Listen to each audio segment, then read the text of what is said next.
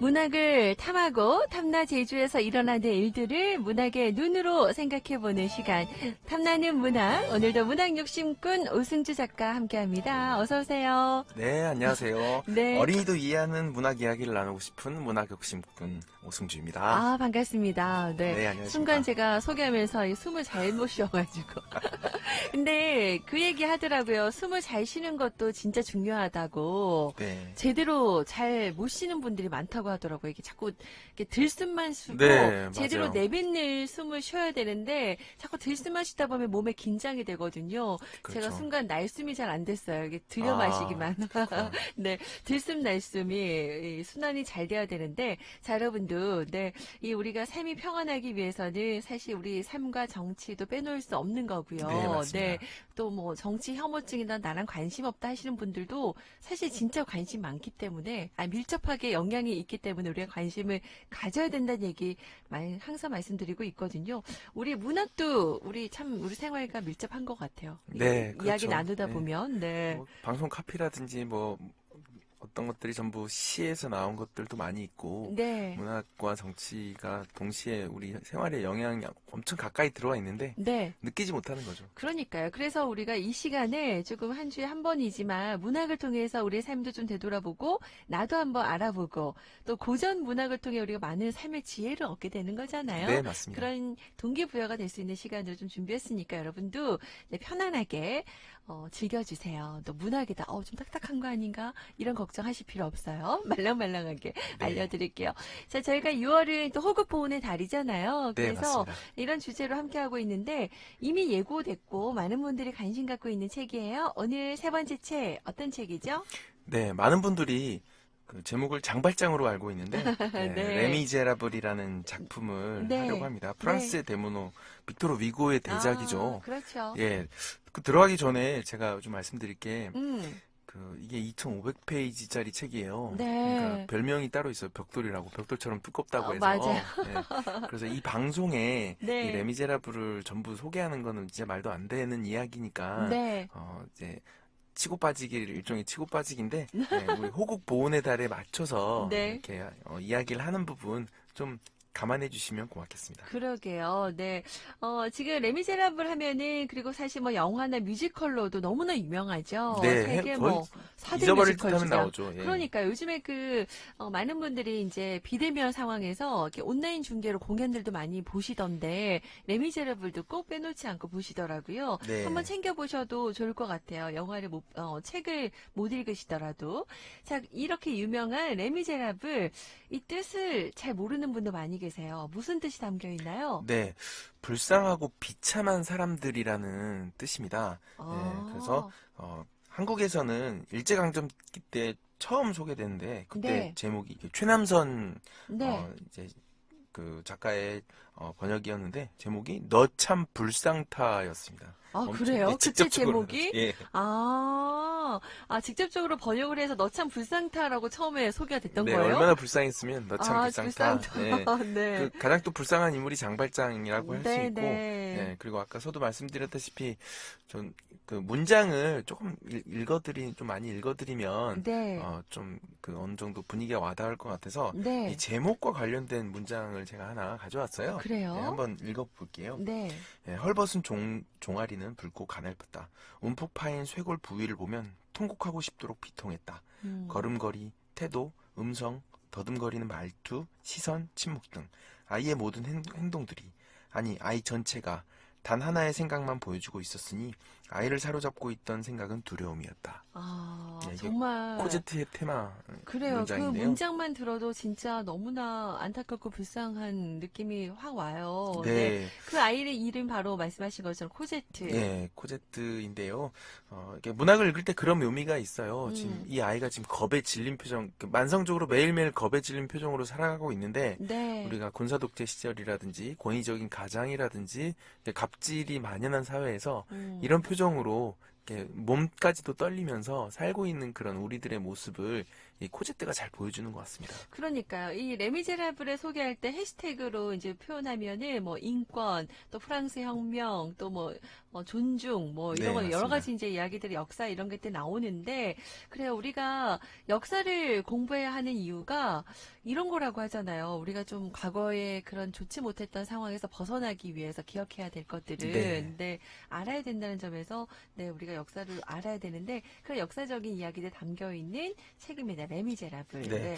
역사 얘기가 나온 김에 프랑스 혁명과 관련해서 이게 프랑스 혁명과 관련된 네. 거니까 간단하게만 말씀드리면 네. 그러니까 그 영국과 프랑스는 좀 다른 방식으로 그 음. 혁명이 이루어졌는데 네. 좀 영국이 좀 세련됐다면 프랑스는 좀 거칠어요. 예, 지난번 그 초콜릿 그 따라 먹는 그 왕족의 귀족의 얘기를 해드렸다시피 네. 3명이 없으면 안 먹는다시피 할 정도인데 음. 이게 너무 어마어마한 갑질이 이루어지니까 그 프랑스 백성 그 국민들이 완전 들고 일어났는데 혁명을 이런 혁명을 일으켰지만 그 이후에 혁명을 관리하지 못해서 계속 반혁명이 벌어지고 배신이 벌어지고 이게 왔다 갔다 하면서 엄청난 시행착오를 하면서 네. 이제 그 나중에는 좀 정치가 안정되고 그러는데 지금 이 레미제라블의 시점은 혁명이 일어나고 나서 한 30년 정도 지난 후에 네, 이 네. 혁명 세력들이 네. 엄청 비난을 받고 있던 그런 시점입니다. 시점. 그래요. 네. 그걸 감안하고 이 작품을 네. 보시면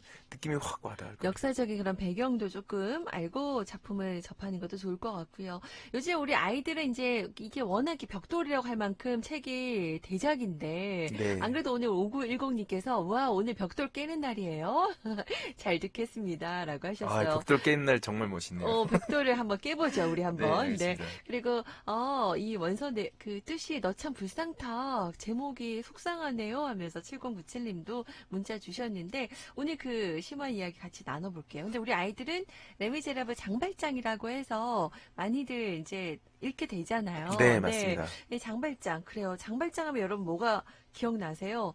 이 빵 하나로 훔친. 네, 맞습니다. 네. 뭐 이거 관련된 이야기들 많은데 이게 레미제라블에 나오는 이외 등장인물들 좀 소개해 주세요. 네, 말 네, 나온 김에. 알겠습니다. 네네네. 그 레미제라블의 등장인물에서 이 장발장이 가장 중요한데 장발장과 그 자베르라는 인물 두 인물이 중심축으로 좀 끌고 가는 이 작품이라고 할 수 있어요. 네. 그래서 장발장이 그렇게 오게 19년 동안 갇히니까 엄청난 분노가 있잖아요. 사회에 대한 분노가 있는데 근데 그거를 은촛대를 훔쳐서 그 감옥에 가기 직전에 이제 미리엘 신부가 그거를 일종의 선의의 거짓말을 통해서 네네. 꺼내주게 되죠. 네네. 그래서 그거를 통해서 인간이 완전 인생이 바뀌어 버려요. 그 인물이. 예. 그래서 그 인물이 나중에 코제트를 살려주고 아버지가 되고 그리고 코제트가 사랑하는 연인 때문에 다시 봉기에 뛰어들어서 네. 구해오는 그런 이야기들인데 그 엄청 정직한 그런 삶의 사람의 그 인생 전체가 이 작품을 관통한다고 할 수 있는데 제가 문장 그 장발장을 테마로 하는 문장을 한번 읽어보면서 네. 들으시면 좀 이해할 것 같아요. 네. 이 소화물처럼 괴짝 속에 담겨 못질을 당한 후 운반되는 것, 괴짝 속에서 상당 기간 생존하는 것, 공기 없는 곳에서 공기를 얻는 것, 여러 시간 동안 호흡을 절제하는 것, 죽지 않고 질식하는 것 등 그런 것들이 장발장의 음산한 재능이었다.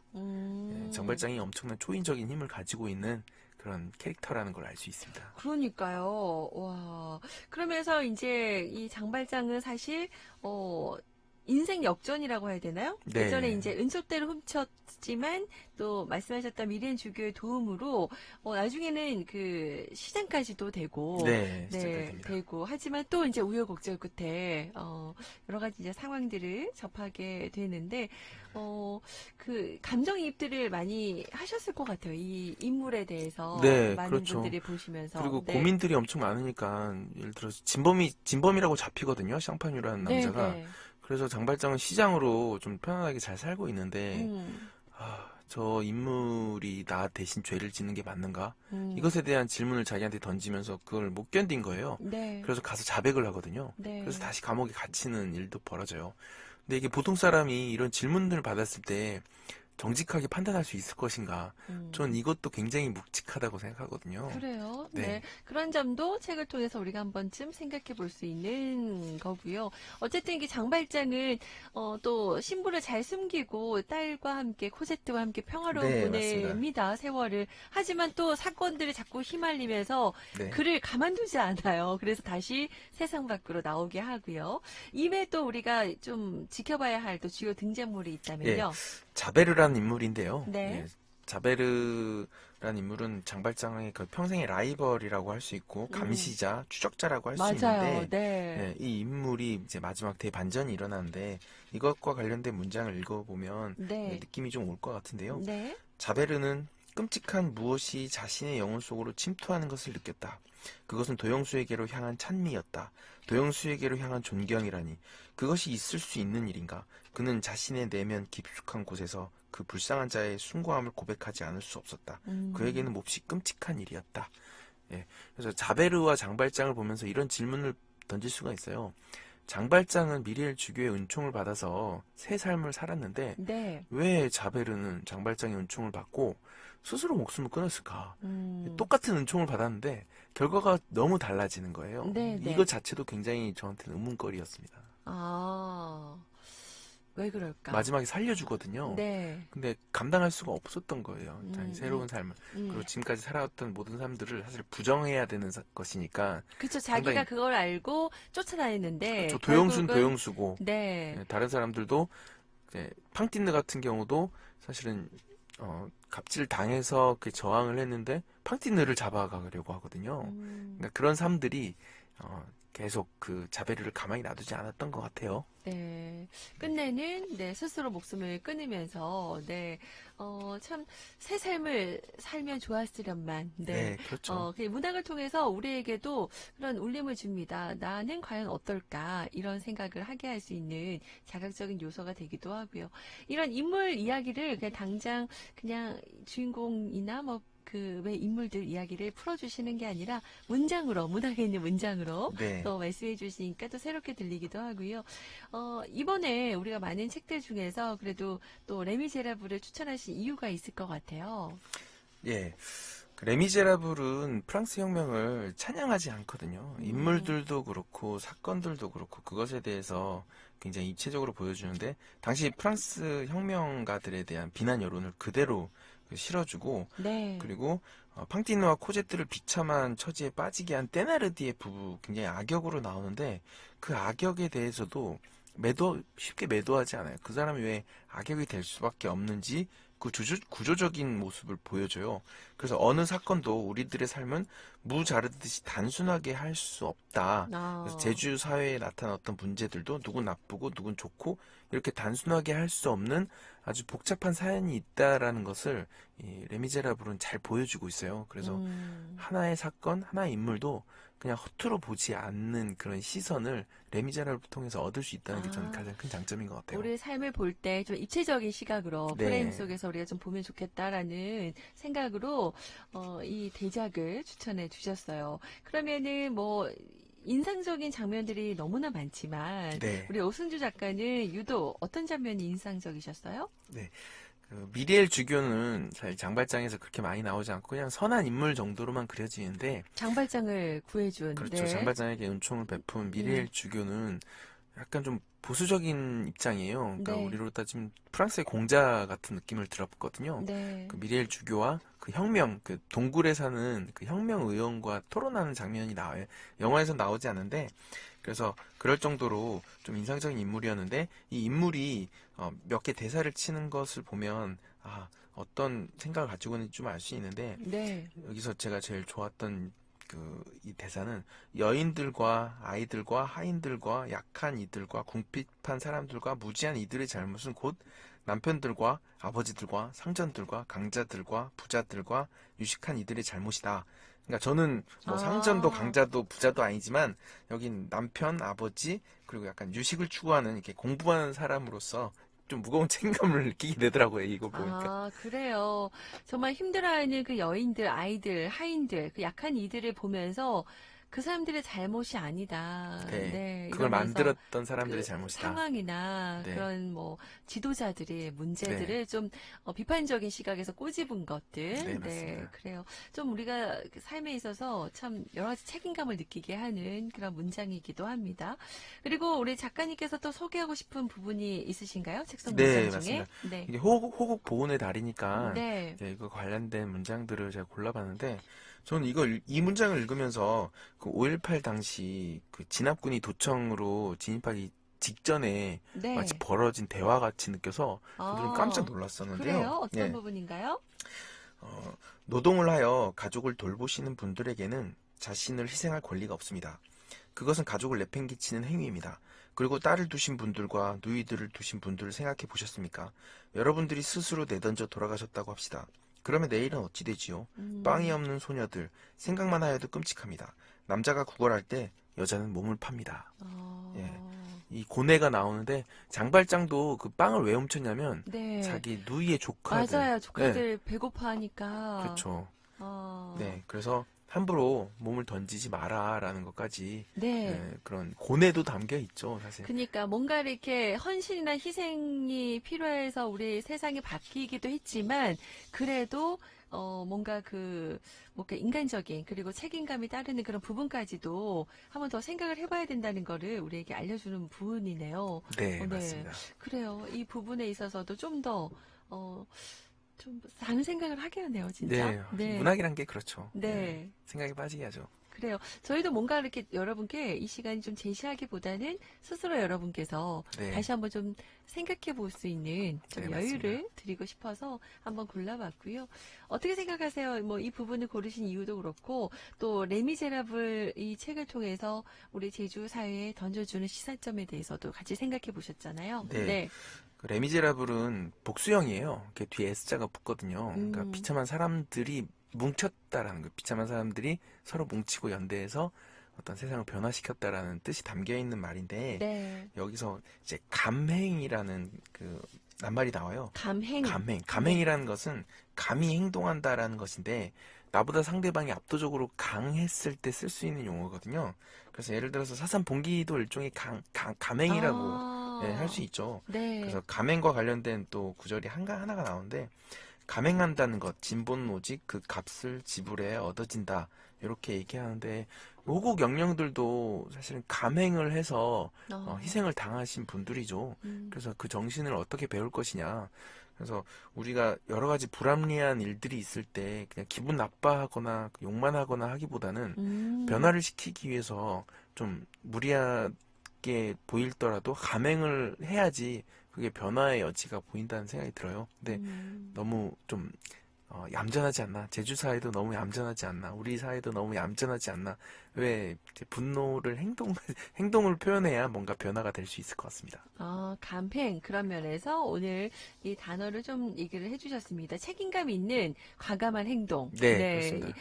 그냥 분노하는 감정적인 조절이 안 된 분노가 여기서는 아니죠. 네, 네. 맞죠. 아마 그렇죠. 여러분도 이해하셨을 거란 생각이 들고, 그러면 이제 벌써 이제 6월 이번 주가 세 번째 시간이었고, 네, 다음 주가 마지막인데, 네, 다음 주. 마지막 작품 기대가 네, 돼요. 네. 다음 주는 제주 이야기로 좀 마무리를 하고 싶어요. 네. 네, 까마귀의 죽음이라는 김석범 소설가의 작품인데, 네.